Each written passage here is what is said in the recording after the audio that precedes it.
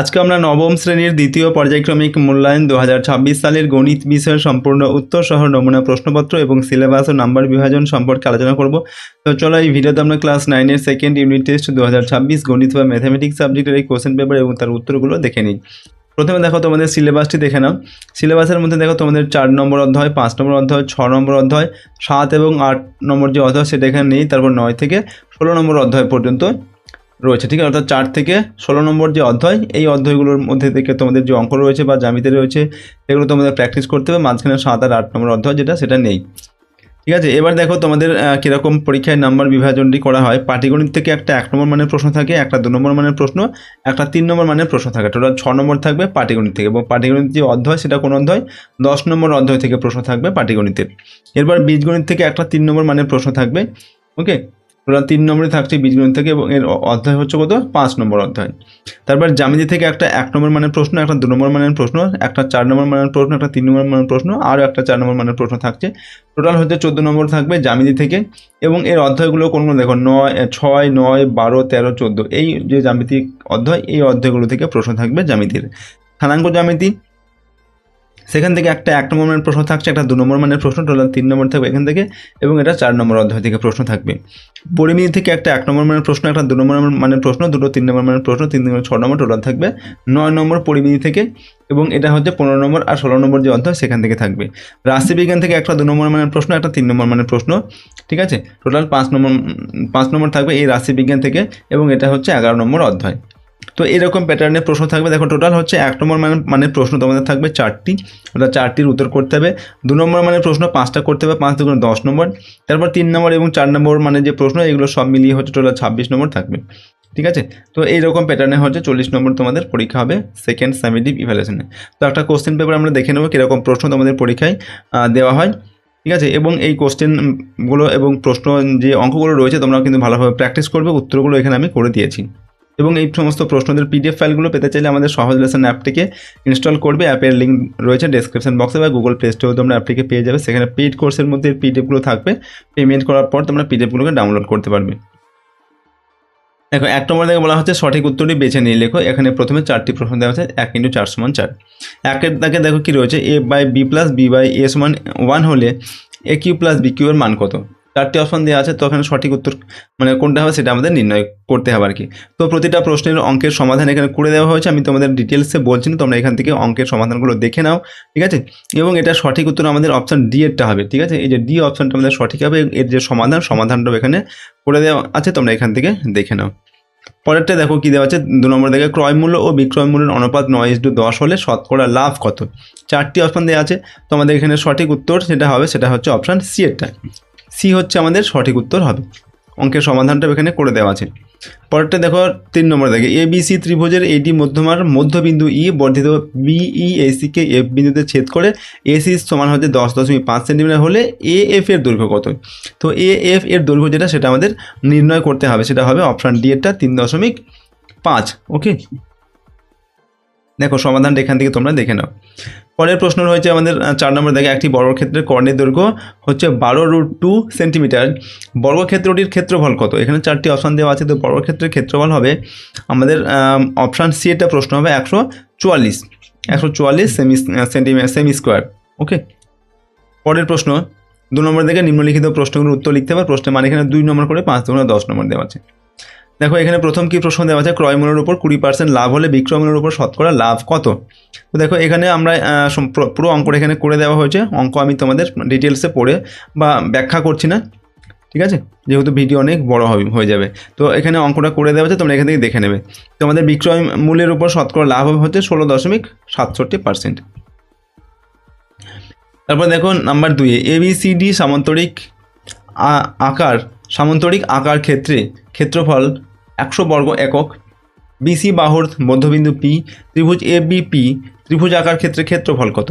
এটা বের করতে হবে আমাদের, ঠিক আছে। দেখো আমাদের উত্তরটা পাবো হচ্ছে 25 বর্গ একক, এটা উত্তর হবে। সম্পূর্ণ অঙ্কের সমাধান এখানে করে দেওয়া হয়েছে, তোমরা এখান থেকে দেখে নাও। তারপরে দেখুন 3 নম্বর দেখে একটি সমবাহু ত্রিভুজের ক্ষেত্রফল ও উচ্চতার সংখ্যা মান সমান ত্রিভুজের বাহুর দৈর্ঘ্য কত?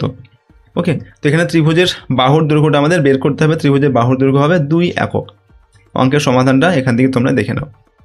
তারপরে দেখো 4 নম্বর দেখে একটি অবিচ্ছিন্ন পরিসংখ্যা বিভাজন তালিকায় একটি শ্রেণীর মধ্যবিন্দু 42, শ্রেণী দৈর্ঘ্য 10 হলে শ্রেণীটির উচ্চসীমা ও নিম্নসীমা কত। তো এখানে কী দেওয়া আছে আমাদের কী দেওয়া আছে এবং তারপর ডিটেলস অঙ্কটা এখানে আমরা করেছি। অঙ্কের আমাদের উত্তরটা আমি তোমাদের আরেকবার দেখিয়ে দিচ্ছি এখান থেকে, ঠিক আছে। এর যে উচ্চসীমা হবে 37 আর নিম্নসীমা হবে কত 47, ওকে। এবং এর শ্রেণীটি হলো 37 থেকে 47। তারপরে দেখো পরের প্রশ্ন যেটা 3 নম্বর দেখে যে কোনো একটি প্রশ্ন উত্তর লিখতে হবে, প্রশ্নের মান 3 নম্বর এখানে। তো দেখো 1 নম্বর দেখে বলা হচ্ছে রমা পিসি দুটি শাড়ি তৈরি করে একটি 15% ও অপরটি 20% লাভে বিক্রি করলেন। তার মোট লাভ হলো 262.50 টাকা। শাড়ি দুটির উৎপাদন ব্যয় 1.3 হলে শাড়ি দুটির প্রত্যেকটির উৎপাদন ব্যয় কত। অঙ্কের সমাধান আমি এখানে তোমাদের জন্য করে দিয়েছি, সমাধানটা তোমরা এখান থেকে দেখে নাও। এবং দেখো প্রথম শাড়ির উৎপাদন ব্যয় হচ্ছে 350 টাকা আর দ্বিতীয় শাড়ির উৎপাদন ব্যয় হচ্ছে 1050 টাকা। এটা হচ্ছে আমাদের উত্তর আসবে। ঠিক আছে, পরের যে প্রশ্ন সেটা দেখো আমাদের এখানে 2 নম্বর দেখে হাসিমা বিবি দুটি হস্তশিল্পের প্রত্যেকটি 1248 টাকা বিক্রি করেন। তিনি প্রথমটিতে 4% লাভ করেন আর দ্বিতীয়টিতে 4% ক্ষতি হয়। তার মোটের উপর কত লাভ বা কত ক্ষতি হয় সেটা আমাদের বের করতে হবে। দেখো এখানে অঙ্কটা তোমরা এখান থেকে দেখে নাও, আমি তোমাদের ডিটেলসে পড়ে শোনাচ্ছি না বা ব্যাখ্যা করছি না। তো আমাদের এখানে যে উত্তর যেটা হবে তার মোটের উপর 4% ক্ষতি হবে, ঠিক আছে। এটা হচ্ছে আমাদের উত্তর আসবে শেষে। তারপর উৎপাদকে বিশ্লেষণ করতে হবে যে কোনো একটি 4 নম্বর দাগে, প্রশ্নের মান 3 নম্বর। এখানে এটাকে উৎপাদকে বিশ্লেষণ করতে হবে। তো উৎপাদকে বিশ্লেষণ দেখো আমরা এখানে করে দিয়েছি উৎপাদকে বিশ্লেষণটা, ওকে। তো এখানে আমাদের উত্তরটা কি হবে হচ্ছে a+b-3 আর a+b-2, এটা হবে উৎপাদক। তার আগে ডিটেলসে অঙ্কটা করে দেওয়া হয়েছে। নেক্সট দেখো আমাদের যেটা রয়েছে এর 2 নম্বর দাগে এই অঙ্কটার এটারও আমাদের হচ্ছে কি করতে হবে উৎপাদকে বিশ্লেষণ করতে হবে। তো উৎপাদকের বিশ্লেষণটা তোমরা এখান থেকে দেখো, উত্তরটা হচ্ছে শেষে যে উৎপাদক আমরা পাবো x² + x-1 আর x² + x+2, এটা হচ্ছে আমাদের উৎপাদক। পরবর্তী প্রশ্ন 3 নম্বরে a² + b² - c² - 2ab, এটারও হচ্ছে আমাদের উৎপাদক করতে হবে। তো এর উৎপাদকের বিশ্লেষণ এখানে করে দেওয়া হয়েছে a - b + c হবে আর a - b + c হবে, এটা হবে a - b - c, এটা হচ্ছে দুটি উৎপাদক পাওয়া যাবে এখান থেকে। তারপর হচ্ছে 5 নম্বরে যে কোনো একটি প্রশ্ন উত্তর করতে হবে, এটা উপপাদ্য থেকে দেওয়া হয়েছে, প্রশ্নের মান 3 নম্বর। প্রমাণ করতে হবে বা প্রমাণ করো কোন ত্রিভুজের দুটি বাহুর মধ্যবিন্দু দ্বয়ের সংযোজক সরলরেখাংশ তৃতীয় বাহুর সমান্তরাল ও অর্ধেক, এটা প্রমাণ করতে হবে। তো সম্পূর্ণ প্রমাণটাও এখানে করে দেওয়া হয়েছে, তোমরা এখান থেকে পুরো যে এর প্রশ্নের উত্তরটা এখান থেকে দেখে নাও, ওকে। আমি তোমাদের পরিভাষ ব্যাখ্যা করে শোনাচ্ছি না। তারপরে দেখো পরের প্রশ্ন 2 নম্বরে প্রমাণ করতে হবে কি যে একই ভূমি ও একই সমান্তরাল যুগলের মধ্যে অবস্থিত ত্রিভুজাকার ক্ষেত্রগুলির ক্ষেত্রফল সমান, ওকে। তো দেখো এখানে প্রথমে প্রদত্ত, তারপর কি প্রমাণ করতে হবে, অঙ্কন প্রমাণ সব এখানে করে দেওয়া আছে পরপর, ঠিক আছে। তোমরা এখান থেকে ভালোভাবে এটাকে পড়ে নেবে, শেষে এইভাবে আমরা প্রমাণিতটা লিখবো। তারপরে প্রশ্ন 7 নম্বরে যে কোনো একটি প্রশ্ন উত্তর করতে হবে এখান থেকে, এটা হচ্ছে তোমাদের সম্পাদ্য থেকে দেওয়া হয়েছে, যেটা অঙ্কন করতে হয় আমাদের। প্রশ্নের মান 4 নম্বর দেওয়া আছে 5 সেমি 8 সেমি ও 11 সেমি দৈর্ঘ্যের বাহু বিশিষ্ট একটি ত্রিভুজ অঙ্কন করো এবং ওই ত্রিভুজের সমান ক্ষেত্রফল বিশিষ্ট একটি সামান্তরিক অঙ্কন করো যার একটি কোণ হচ্ছে 60 ডিগ্রি। শুধুমাত্র অঙ্কন চিত্র দিতে হবে, কোনো অঙ্কন প্রণালী কীভাবে আমরা অঙ্কনটা করলাম সেটা লেখার দরকার নেই। তো আমি এখানে তোমাদের জন্য মানে অঙ্কনটা করে দেখাইনি, কিভাবে অঙ্কনটা করতে হবে, তার অঙ্কন পদ্ধতি এখানে একটু ডিটেলস দেওয়া রয়েছে, তোমরা এখান থেকে পড়ে ঠিক আছে অঙ্কনটা করার চেষ্টা করো। তবে এই যে ডিটেলসটা আমরা এখানে লিখেছি এটা কিন্তু তোমাদের লেখার দরকার নেই, তোমাদের শুধুমাত্র অঙ্কনটা করতে হবে, ওকে। আমি কিভাবে অঙ্কন করতে হবে সেটা এখানে তোমাদের বলে দিয়েছি, তোমরা দেখে অঙ্কন করার চেষ্টা করবে। তারপরে ABCD একটি চতুর্ভুজ অঙ্কন করো যার হচ্ছে AB সমান 5 সেন্টিমিটার, BC হচ্ছে 6 সেন্টিমিটার আর CD হচ্ছে 4 সেন্টিমিটার, DA 3 সেন্টিমিটার এবং কোণ BAC এর মান হচ্ছে 60 ডিগ্রি। এই চতুর্ভুজের সমান ক্ষেত্রফল বিশিষ্ট একটি ত্রিভুজ অঙ্কন করতে হবে, শুধুমাত্র অঙ্কন চিহ্ন দিতে হবে, কোনো অঙ্কন প্রণালী লেখার দরকার নেই। তো এখানে কিভাবে অঙ্কন করতে হবে সেটা আমি তোমাদের দিয়ে দিয়েছি, এইভাবে তোমরা এখান থেকে পড়ে অঙ্কনটা নিজেরা করার চেষ্টা করবে। তারপর হচ্ছে 8 নম্বর থেকে যে কোনো দুটি প্রশ্নের উত্তর লিখতে হবে, প্রশ্নের মান 3 করে 3 দুগুণে 6 নম্বর দেওয়া আছে। 1 নম্বর থেকে বিরাট মহাজাতি সংঘের আয়তাকার মাঠের দৈর্ঘ্য ও প্রস্থের অনুপাত আছে 4:3। মাঠটির চারদিকে একবার হেঁটে এলে 336 মিটার পথ অতিক্রম করা যায়, মাঠের ক্ষেত্রফল নির্ণয় করো। তো এখানে মাঠের ক্ষেত্রফল আমাদের নির্ণয় করতে হবে, ক্ষেত্রফল কীভাবে নির্ণয় করতে হবে সম্পূর্ণ প্রসেস এখানে দিয়েছি। তো মাঠের ক্ষেত্রফল হবে 6912 বর্গ মিটার, ঠিক আছে। টোটাল মানে পুরো অঙ্কটা তোমরা এখান থেকে কিন্তু প্র্যাকটিস করবে। তারপরে হচ্ছে পরের প্রশ্ন 2 নম্বর দাগে কোনো সমদ্বিবাহু ত্রিভুজের পরিসীমা দেওয়া আছে 544 সেন্টিমিটার এবং সমান বাহুর প্রত্যেকটির দৈর্ঘ্য ভূমির দৈর্ঘ্যের 5/6 অংশ। ত্রিভুজটির ক্ষেত্রফল কত? তো ত্রিভুজটির ক্ষেত্রফল আমাদের বের করতে হবে। ত্রিভুজটির ক্ষেত্রফল হবে 13,872 বর্গ সেন্টিমিটার। ঠিক আছে, সমাধান কিভাবে করতে হবে পুরোটা এখানে করে দেওয়া হয়েছে। পরের প্রশ্ন দেখবো আমরা 3 নম্বরে একটি সমকোণী সমদ্বিবাহু ত্রিভুজের পরিসীমা দেওয়া আছে √2 + 1 সেমি হলে ত্রিভুজের ক্ষেত্রফল কত? এটা ক্ষেত্রফল বের করতে হবে ত্রিভুজটার। তো অঙ্কন পদ্ধতি মানে এটা কিভাবে অঙ্কনটা বা সমাধানটা কিভাবে করবে সেটা এখানে দেওয়া আছে। ওকে, আমরা করে দিয়েছি। ত্রিভুজের যে ক্ষেত্রফল হবে 1/4 বা 0.25 বর্গ সেন্টিমিটার। ওকে, তারপরে দেখো পরের প্রশ্ন 9 নম্বর দেখে যে কোনো একটি প্রশ্ন উত্তর করতে হবে। এখান থেকেও প্রশ্নের মান এখানে দুটো প্রশ্ন উত্তর করতে হবে। ঠিক আছে, এখান থেকে হচ্ছে দুটি প্রশ্নের উত্তর এখান থেকে আমাদের করতে হবে। 3 × 6 নম্বর এখানে দেওয়া আছে।